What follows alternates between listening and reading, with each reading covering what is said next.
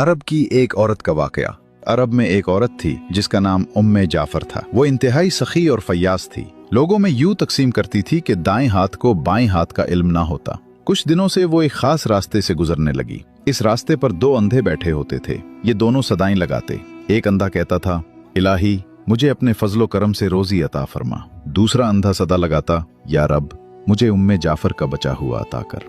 उम्मे जाफर दोनों की सदाएं सुनती थी और दोनों को कुछ न कुछ अता करती थी। जो अंधा अल्लाह के फजल का तलबगार होता उसे वो 2 दिरहम दिया करती, जबकि जो अंधा उम्मे जाफर के फजल का तालिब होता उसे वो एक भुनी हुई मुर्गी अता करती।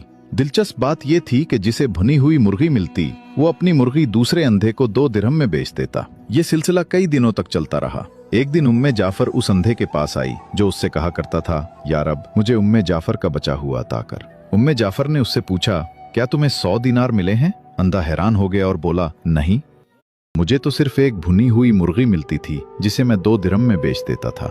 उम्मे जाफर ने कहा, जो अंधा अल्लाह के फजल का सवाल करता था मैं उसे 2 दिरहम देती थी, लेकिन तुम्हें जो मुर्गी देती थी उसके अंदर 10 दिनार डाल दिया करती थी। ये सुनकर अंधे ने अपना सर पीट लिया और चीखने लगा, हाय मेरी कमबख्ती, काश मैं ऐसा ना करता, मैं तो मारा गया। उम्मे जाफर ने बड़ी नरमी से कहा, यकीनन अल्लाह का फजल तलब करने वाला कामयाब है और इंसानों के फजल का तलबगार हमेशा महरूम रहता है।